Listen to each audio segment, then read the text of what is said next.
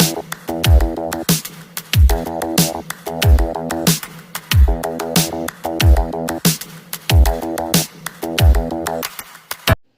everyone. Today let us start marketing management. The topic is market segmentation, okay? So I hope you have seen all my previous videos. If you like the videos, please hit the like button also, and even subscribe my channel also, okay?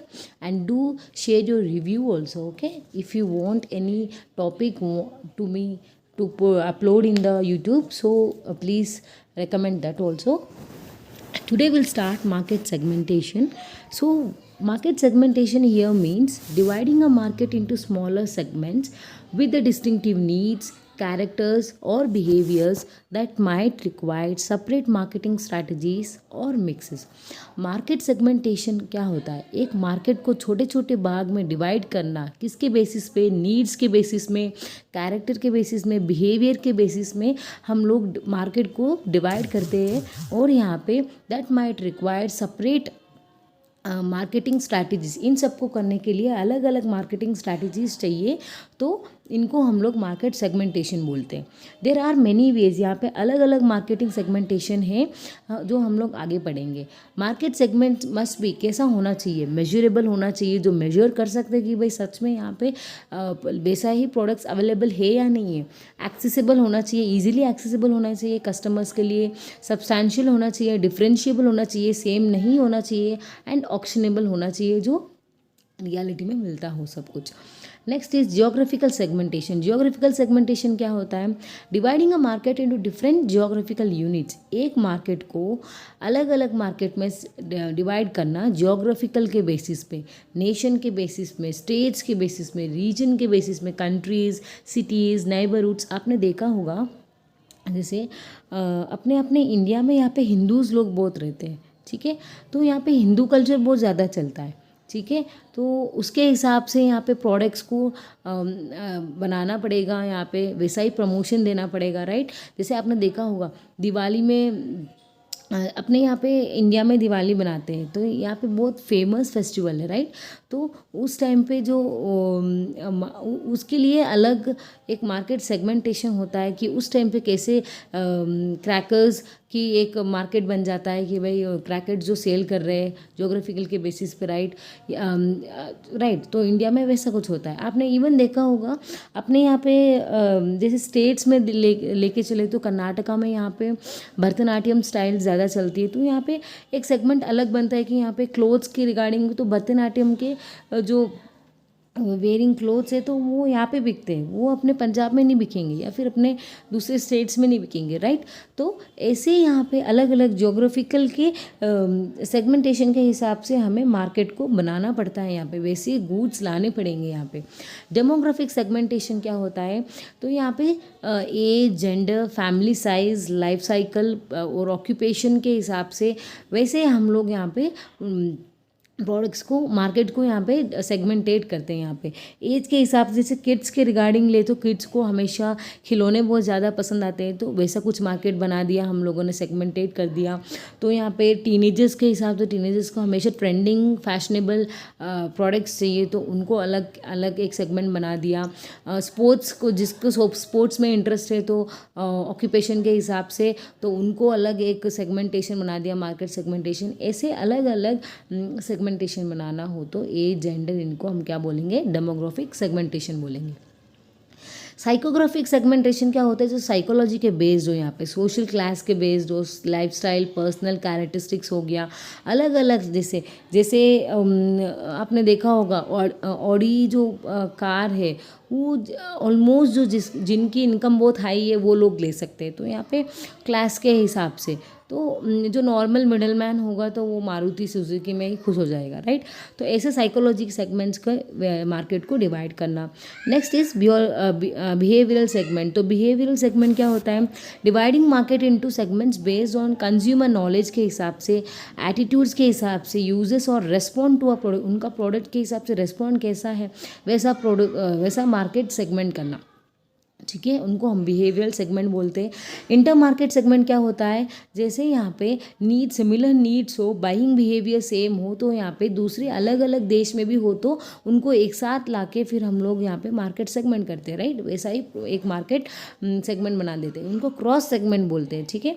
Where similar needs and buyer behaviour, आपने देखा होगा यहाँ पे for example जैसे अपने India में बहुत सारे जो मसालास है वो सब ज़्यादा यहाँ पे प्रोड्यूस करते हैं। इवन इंटरनेशनल में ऐसे कोई, जैसे मान लो जर्मनी में भी अपने इसका डिमांड बहुत है, कस्टमर्स बहुत नीड है इनका कि भाई, तो फिर बाइंग बिहेवियर भी सेम है, बहुत इंडियंस वहाँ पे रहते हैं। तो यहाँ पे एक सेगमेंट बन गया कि भाई, मार्केट बन गया कि भाई यहाँ पे अपना सेम प्रोडक्ट्स उनको भी हम लोग सेल कर सकते हैं यहाँ पे। तो यहाँ पे इनको हम लोग इंटर मार्केट सेगमेंट बोलते हैं। I hope you have cleared this one, everything market segmentation and its types.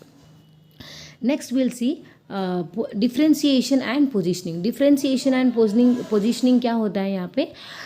Differentiation means अलग तरीके से करना, तो refers to differentiating market offering to create superior customer value. हम लोग अपने मार्केट को डिफ्रेंशिएट करते हैं, अलग अलग करते हैं बेसिस सुपीरियर कस्टमर वैल्यू, अपन कस्टमर को एक अच्छे से सुपीरियर वैल्यू दे सके, उनके प्रोडक्ट के हिसाब से हम लोग उनको सेटिस्फाई कर सके, ठीक है, ताकि वो हमारे ही कस्टमर बन के रह जाए, राइट।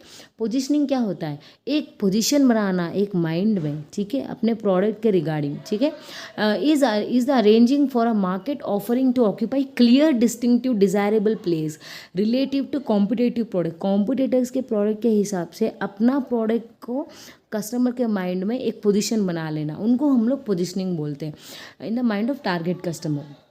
आपने देखा होगा कभी कभी एडवर्टाइजमेंट इतना छा जाता है कि भाई लोगों को प्रोडक्ट्स के नाम याद नहीं होते, बट कस्टमर जो एडवर्टाइज है ना वो याद रहते हैं। जैसे आपने देखा होगा संतूर का एग्जांपल आपने देखा होगा, उसमें जो मम्मी है बहुत यंग लगती है, और उसमें जो ऐड है जो ऐसा लगता है कि वो मम्मी नहीं, शौक हो जाती है कि भाई ये इस लड़की की मम्मी है क्या, राइट। आपने देखा होगा वो ऐड जो बहुत फेमस है। तो कुछ लोगों को ऐसे एड्स बहुत याद होते हैं बट प्रोडक्ट्स के नाम याद नहीं होते। तो कंपनी ने ऐसा एडवर्टाइजिंग किया है, उनके माइंड में ऐसा एक पिक्चर बना लिया है कि भाई उनको प्रोडक्ट्स भी वही संतूर वाला ही चाहिए, बट उनको नाम याद नहीं आ रहा, बट वो एडवर्टाइज उनको याद है। जैसे ही वो स्टोर्स में जाएंगे वो ऑब्वियसली वो एडवर्टाइज बता देंगे, तो स्टोर्स वाले को तो पता होगा भाई संतूर का मांग रहा है, ठीक है। ऐसे पोजिशनिंग बना लेना फर्म्स को अपने कस्टमर्स के माइंड में, तो उसको हम पोजिशनिंग बोलते हैं। I hope you have clear this. Branding क्या होता है? One of the most important decision that marketer has to take. यहाँ पे area of product in the respect of branding, ठीक है। हमारा प्रोडक्ट बन चुका है, अब जो मार्केटर है, जो फर्म कंपनी है, वो अब सोचेगा कि भाई हमारे प्रोडक्ट को क्या नाम दें, यहाँ पे जेनरिक नाम दें या फिर ब्रांड नाम दें। यहाँ पे जेनरिक नाम क्या होता है? नॉर्मल जनरली एक दे देना, ठीक है, और ब्रांड नेम जैसे कोई एक ब्रांड नेम जोड़ देना, ठीक है।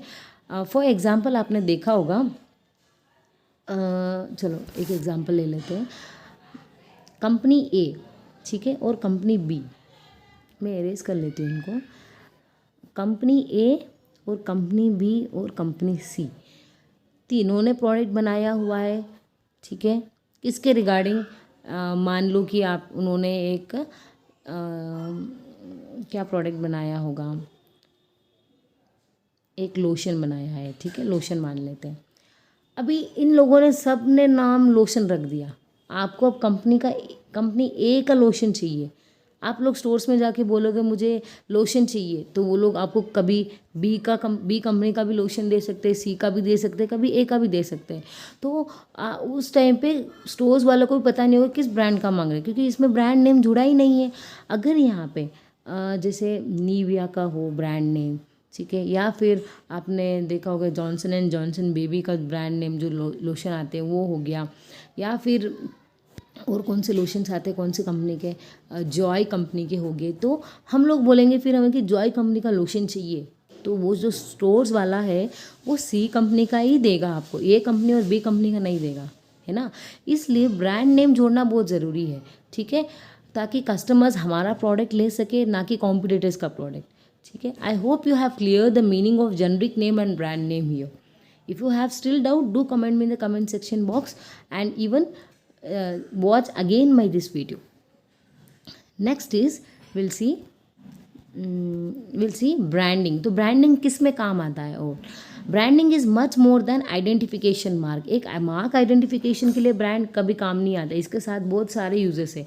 It is a seller's promise to deliver. यहाँ पे सेलर क्या प्रॉमिस करता है कस्टमर्स को कि हम लोग अच्छी क्वालिटी के प्रोडक्ट्स डिलीवर करेंगे. आपके बायर्स आप जो एक्सपेक्ट करते हो उससे भी ज़्यादा हम लोग एक्सपेक्टेशन के हिसाब से आपको हम लोग क्वालिटी बेस्ड प्रोडक्ट देंगे. तो ब्रांडिंग इसमें काम आती है. With brand we can easily identify all the products belonging to the particular company. Brand name जुड़ा हो तो हम लोग समझ सकते भाई इस कंपनी का प्रोडक्ट है ये, राइट. अगर ब्रांड नेम नहीं जुड़ा हो तो कौन सा भी हम लोग प्रोडक्ट उठा के लेके आ जाएंगे, राइट.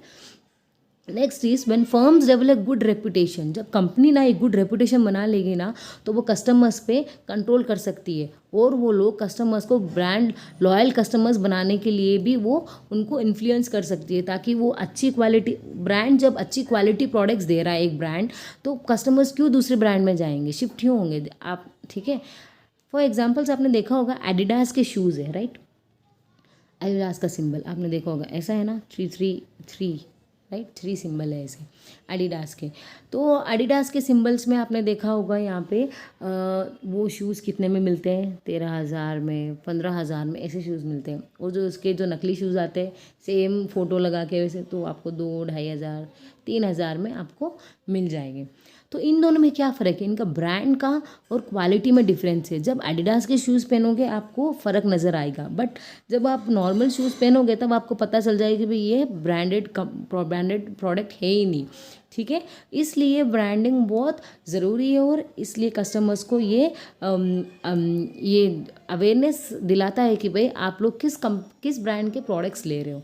यहाँ पे देखो ये जो सिंबल लग रहा है मैकडॉनल्ड्स का सिंबल है, यहाँ पे मैकडॉनल्ड्स लिखा हुआ है. सेम कोई और ने कॉपी बना ली और मंची बर्गर बना दिया यहाँ पे. तो आपको इसमें समझ में तो आएगा ना कि भाई मंची बर्गर ये तो एक अलग ब्रांड है, ये कोई नकली ब्रांड है, बट रियल ब्रांड तो मैकडीज का है यहाँ पे, है ना. इसलिए ब्रांड नेम, ब्रांड सिंबल सब जोड़ना बहुत ज़रूरी है. ओके, नेक्स्ट विल सी यहाँ पे अलग और ब्रांड नेम. तो ब्रांड यहाँ पे सिंबल एक कोई भी ब्रांड यहाँ पे आइडेंटिफिकेशन ऑफ प्रोडक्ट के लिए एक नेम में भी हो सकता है, फॉर्म में, सिंबल फॉर्म में हो सकता है, डिज़ाइन फॉर्म में हो सकता है. आपने देखा होगा फॉर एग्जांपल जो आईफोन का जो डिज़ाइन है एप्पल का, राइट. ये एप्पल है आधा खाया हुआ, राइट. ऐसे ही मान लो उसका, सॉरी ये थोड़ा बराबर नहीं हो रहा है, ये मैंगो लग रहा है, राइट. ओके, ये एप्पल है, ये आधा खाया हुआ एप्पल है. ऐसे जो डिज़ाइन है जो आईफोन का, इसलिए इस ब्रांड को हम समझ जाएंगे भाई ये आईफोन का ब्रांड है, राइट. तो यहाँ पे नेम जुड़ सकता है, सिंबल जुड़ सकता है, कोई भी नाइक, जैसे आपने नाइकी का देखा होगा तो नाइक यहाँ पे नेम भी है और सिंबल भी है नाइकी का, राइट, ऐसे एरो मार्क. तो यहाँ पे वो उसको हम लोग ब्रांड बोल सकते हैं. ब्रांड नेम क्या होता है?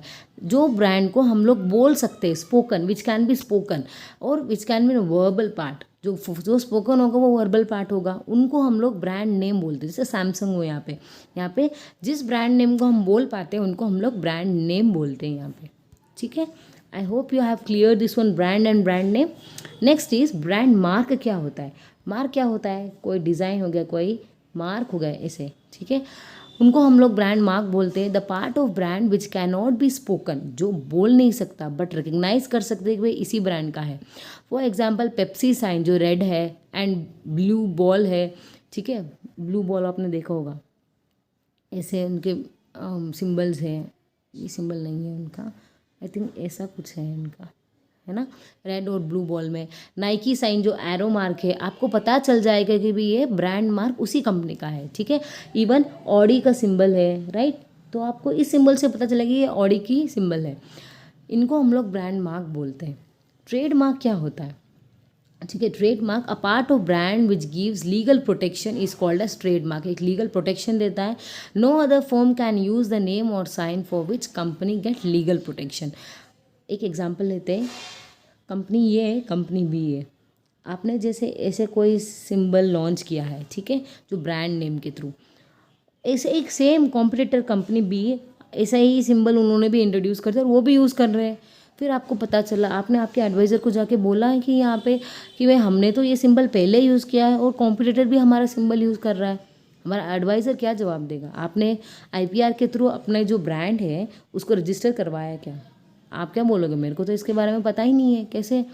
फिर वो लोग बोलेंगे जब आप अपने ब्रांड को रजिस्टर करवाओगे तब ये कॉम्पिटिटर्स आपके जो भी ब्रांड सिंबल है, साइन है, वो यूज़ नहीं कर पाएंगे। तो यहाँ पे ब्रांड एडवाइज़र क्या देगा फिर कि ये कंपनी को आपने पहले यूज़ किया ना, तो आप इसका रजिस्टर करवा लो, राइट। जब रजिस्टर करवाएंगे हम लोग इसका, तो यहाँ पे टीएम आएगा, ठीक है। जैसे इस सिंबल को आपका रजिस्टर करवा दो, अभी रजिस्ट्रेशन हुआ नहीं है, आपने प्रोसेस में दिया है, उसको ट्रेडमार्क सिंबल आएगा। जब ये रजिस्टर हो जाएगा तब वो आर वाले ऐसे सिंबल आएगा, ठीक है।